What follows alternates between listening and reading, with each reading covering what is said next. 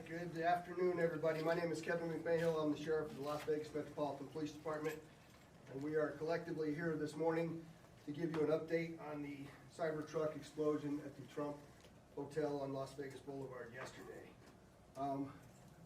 Our work never stopped, as many of you went to sleep last night, and I just want to give you an update on a lot of what it is that we found through the processing of the Cybertruck. This is a joint investigation involving the FBI, the ATF, the Las Vegas Metropolitan Police Department, and these folks worked through the night and found a lot of stuff that is very useful for this investigation.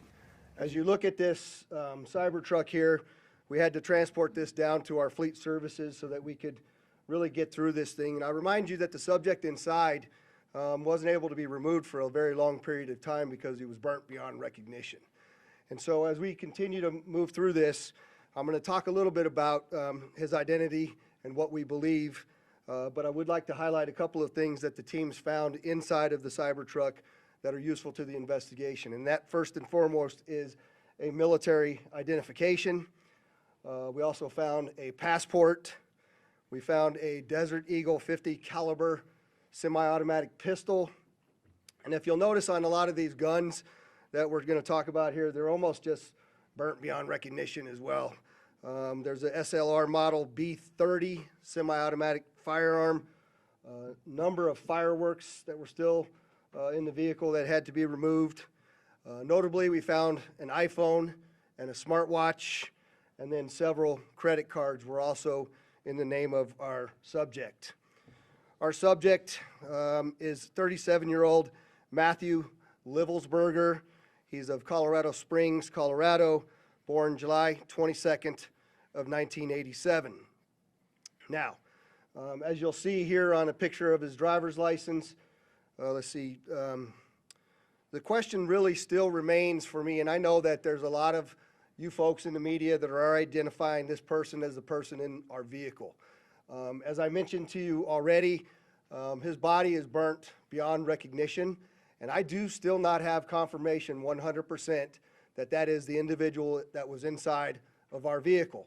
And so as I'm calling it now, the subject or person of interest, I will not come back until I have the confirmation through DNA or medical records that this is indeed, in fact, the subject inside of the vehicle. Now, further complicating this identification of this individual, we also discovered through the coroner's office that the individual had sustained a gunshot wound to the head prior to the detonation of the vehicle. One of the handguns was found at his feet inside of the vehicle. Obviously, in how we're trying to identify him, and I'm feeling comfortable to give you this information, is a tremendous amount of substantial evidence to include he rented the Turo vehicle. There are 2 tattoos, one of which was on the stomach and one of which is on the arm, that we can see bits and pieces of it as in comparison to what it is that we now know he had on his body. That has given us a lot of confidence that this is, in fact, the same person. As well as, the clearly obvious, which is the credit cards, the military identification, the passport. And then furthermore, as you'll see here in just a very short period of time, we tracked his movements from Colorado to Las Vegas, and in a number of the photographs that we were able to determine, he was the individual that was driving the vehicle. And also, I'd like to iterate this point to you, we still have only ever seen him in this vehicle, and we're not aware of any other subjects involved in this particular case. Now, I would like to acknowledge a couple of things because I know what's going on in the social media world, and there are a number of things in this case that are similar to the attack in New Orleans. We do know that our subject here served in the military. In fact, he's a current member of the military. Both of the subjects served at Fort Bragg, North Carolina. What we do know about that is it's a very large military base, and we have no record that they served in the same unit or even at the same years at Fort Bragg, something that continues to remain under investigation. I also know that they both served in Afghanistan in 2009.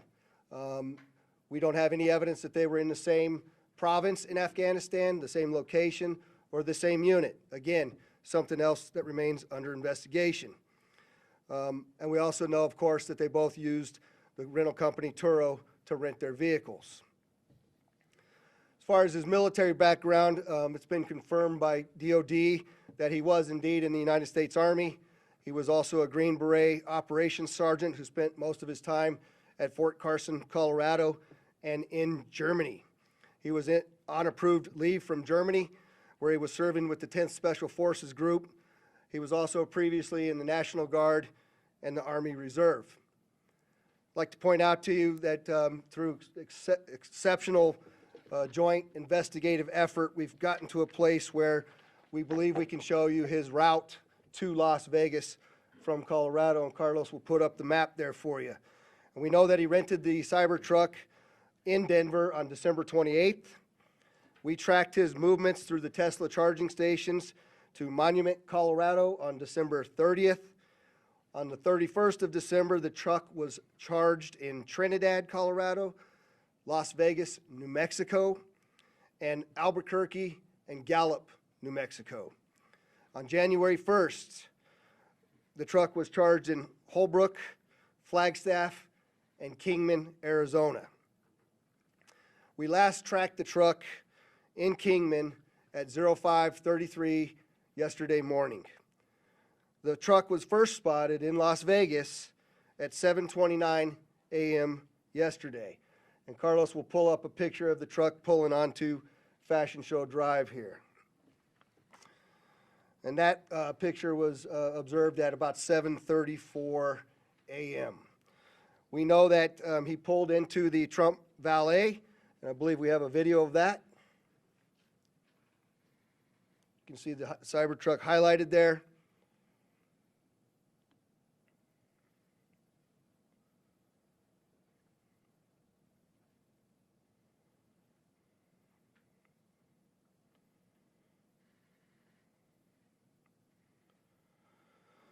So through extensive surveillance video, we were able to track him leaving there, and we know that he went to several different places along Las Vegas Boulevard, and he spent some time in a parking lot of a business near Flamingo and Las Vegas Boulevard. We didn't have a video of the truck pulling back onto Las Vegas Boulevard from the sands.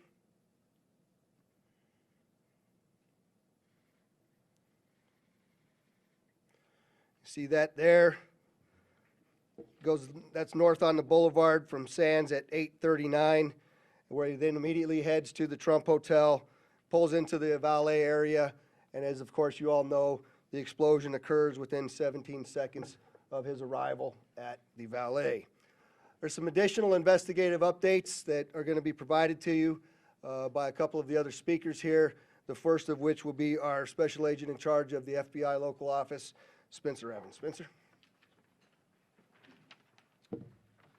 Good morning, my name is Spencer Evans. I'm the special agent in charge of the FBI's Las Vegas division.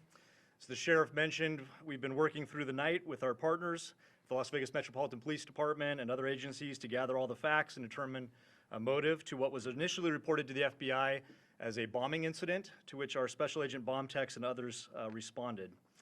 Obviously, we're always concerned in these sorts of events to ascertain what the motive is. We understand that's at the forefront of everyone's thoughts. And so looking into exactly what the motivation is remains our #1 priority. This is why the FBI's Joint Terrorism Task Force has been brought into play. The Joint Terrorism Task Force, most important part of that acronym is joint. It is done in concert with our partners, which are comprised of more than a dozen investigative agencies here throughout the state of Nevada.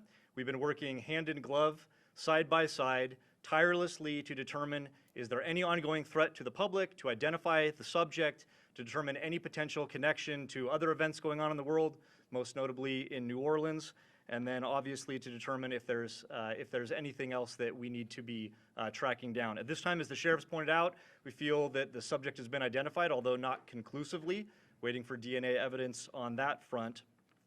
However, we do feel like we have the subject identified, and at this time there is no information about additional subjects that the FBI is tracking on. Our resources, as I mentioned, that have been deployed in support of this event include Special Agent Bomb Techs, our evidence response team, which is processing crime scenes, side by side with the forensics folks from Las Vegas Metropolitan Police Department, our investigators, our intelligence analysts, and then outside of the FBI Las Vegas field office, we have investigative leads that are being conducted by FBI field offices both internationally and domestically as well. As always, when the FBI is involved with any sort of case like this, we ask for help for the public. Anyone with information related to this incident, we encourage you to please call 1-800-CALL-FBI, or you can submit a tip online at tips.fbi.gov. We've already received thousands of tips related to this incident. The challenge that we face moving forward is to separate those that are pertinent and relevant and those that can be verified for those, from those that have not. For example, one of the tips that we received just today relates to information alluding to this subject's personal experiences related to his time and activity in the military. Again, that's unverified and uncorroborated, but one of many tips and leads that we will be following up in the days that come. If you have any additional information, again, encourage everyone, 1-800-CALL-FBI or submit it online, tips.fbi.gov. We will tirelessly work to exhaust all investigative leads and conclusively determine what the nature of this particular incident was, what the motivation was, and to the extent possible, share all that information as we obtain it. I'll now turn some time over to the Assistant Special Agent in charge from the ATF, Kenny Cooper.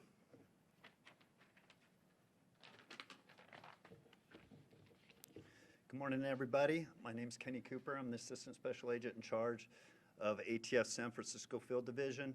ATF is bringing our expertise in post-blast investigations and our crime gun intelligence to specifically assist in this investigation. I will tell you that our Special Agent bomb techs are working with FBI and with Las Vegas Metro and sifting through that post-blast debris to find components and investigative leads that will derive from that evidence process. We're too early into that investigation process to give any determination as far as how this device was initiated. I will say that we do know that the components primarily consist of fireworks, mortars, aerial shells, and are all consumer fireworks. Nothing commercial grade has been discovered at this point, and we've identified some fuel enhancers like the Coleman fuel and VP Racing fuel and some explosive targets that can be purchased at any sporting goods store. We've also, as the sheriff mentioned, we've identified 2 semi-automatic handguns recovered from the Tesla. We have successfully traced those firearms, and I can tell you that Matthew Livesberg lawfully purchased both of these firearms on December 30th, 2024. We have agents following up those investigative leads. We know exactly where those firearms were purchased, and we will share any developments from those leads as they come in. Thank you.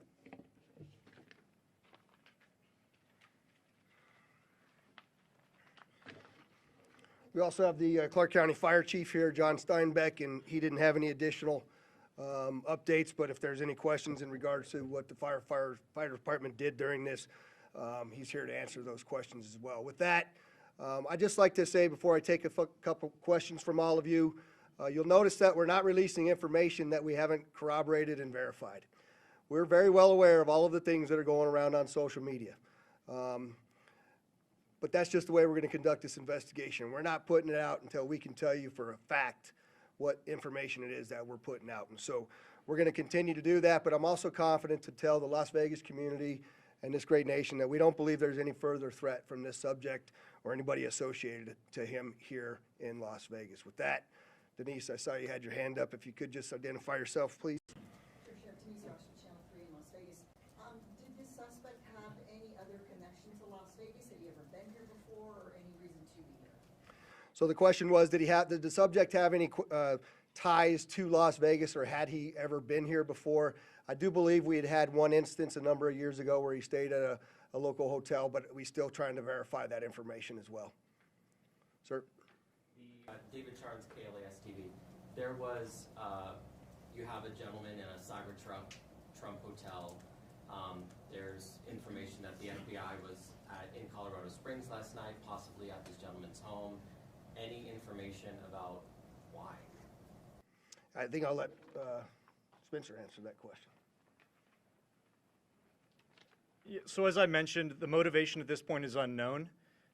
We are, as I mentioned earlier, following investigative leads both domestically and internationally as well. And so that includes search warrants and witness interviews, collecting forensic information, and basically trying to compile the facts. And so there's investigative activity taking place literally around the globe, trying to determine what the potential nexus is. But at this time, at this particular moment in time, as the sheriff aptly said, we have to focus on what we know and what we don't know. We know we have a bombing, absolutely, and it's a bombing that certainly has factors that raise concern. It's not lost on us that it's in front of, of the Trump building, that it's a Tesla vehicle, but we don't have information at this point that definitively tells us or suggests it was because of this particular ideology or any of the reasoning behind it. That's the purpose of the investigation that we're conducting, is to get to the bottom of exactly what happened, why and how. Sir? Tim Caputo with KBC in Los Angeles. You mentioned a number of similarities between this case and the one in New Orleans. How far in the investigation process do you guys go to try to rule out that they are connected, knowing that you already have a couple things that seem to connect them together? So the question is how are we working to rule in or rule out any connections to the New Orleans event? And the answer to that is every tip and lead that comes in, every piece of evidence that comes in, we don't discount it, we work it through. It's a interesting thing during these kinds of investigations that if these turn out to be simply similarities, very strange similarities to have. And so we're not prepared to rule in or rule out anything at this point. There's lots more for us to do in this investigation. We haven't even gotten into the phones or the computers, which are usually very, very instructive and informative to us as we investigate. And we've got a lot more work to do to trace him, to see the stores that he went to rule out anybody else. Lots of investigative work to do, and we're just trying to give you an update on what we know now that is factual. Rio Yamant, AP, was the gunshot wound to his head self-inflicted? We believe the question was the gunshot self-inflicted, and we do believe it was, since he was the only person in the vehicle, and it occurred immediately prior to the vehicle blowing up. Back there, sir? Yes, sir. I'm Morgan Chesky, NBC News. With the evidence you've seen so far, are you comfortable now calling this a suicide mission? The question is, am I comfortable calling it a suicide mission? I'm comfortable calling it a suicide with the bombing that occurred immediately thereafter. I'm not giving it any other labels. And with the friends and family you've spoken to so far, have they shared any prior red flags? The question is, did we have any of the family members share any particular red flags? Again, I'll go back to what I know is circulating on social media, but none of that has been verified at this point. And final question, real quickly. All the components you found inside the Cybertruck, were they all purchased in Colorado? The question is, were all the components found inside of the Cybertruck purchased in Colorado? And I don't know the answer to that. That's part of why we're doing the extensive part of the investigation. Hi, O'Neill, Associated Press. Can you talk a little bit about the security measures you have in place at the hotel now? So, as you all know, we had just successfully completed a New Year's Eve event where hundreds of thousands of people come to Las Vegas. I've extended our posture just like it is for a New Year's Eve event, where I have thousands of police officers that are working day in and day out. Obviously, dozens and dozens of people that are working on this investigation as well. We'll continue to look at what that security posture looks like, but I'm confident in the safety of our community as we move forward. Go ahead in the middle there. Joe Mueller, Channel 13 here in Las Vegas, ABC. Did Ludwigsburger have any sort of criminal record at all? And also, do you know when that Turo vehicle was rented? The question was, is there any criminal record? None that I'm aware of. That has not been brought to my attention that he had a criminal record. And I said that the Cybertruck was rented on December 28th in Denver, Colorado. Right here? Stephanie Price, Fox News. Hi. Have you guys been able to verify that he checked into the Resort World Hotel the day before this? The question is, do we know if he checked into the Resorts World the day before this? I'm not aware of that information. Sir? Mike Allen, Fox 5 Vegas. You mentioned increased security presence at the Trump International. Is that going to extend further along the Strip, or is it just there? And how long do you anticipate that lasting? The question is generally about the security posture, and that's entirely our entire community, not only Fremont Street and the Strip, but surrounding neighborhoods as well. just to make sure that we have the community feeling that level of safety that they need to feel after an event such as this. Right next to you there. Katie from the Las Vegas Review-Journal. How exactly were you guys able to use the charging stations to track the car's route? The question is, how were we able to use the tracking or the charging stations to track the vehicle all the way through? And I'm not exactly sure how to answer that question just yet. I know that there's some capability by being able to determine that the car is connected to the charger. One of the things that we're looking for is anybody that may have been at the charging location at the same time. We're looking to try to identify them because their vehicles would have also had cameras that would have taped anybody in and around them. We're trying to get people that may have been in the same locations at the same time that have video on their vehicle that could provide that video to us as well. I'll take two more. Go ahead. Radio Yuma, again, AP. Can you talk about the damage being contained by the Cybertruck itself, and do you think that lays into whether he was aiming to hurt others, or was it a public suicide? Yeah, the question is about the Cybertruck and the lack of damage to the Cybertruck and containing the explosion. Carlos, if you could put that truck back up there, it might be helpful. But, you know, you'll see if you look on the outside of that vehicle, it's hard to tell from that photograph. But other than the windows being gone, that's a bit more disassembled than it was at the scene, and the back area being blown off.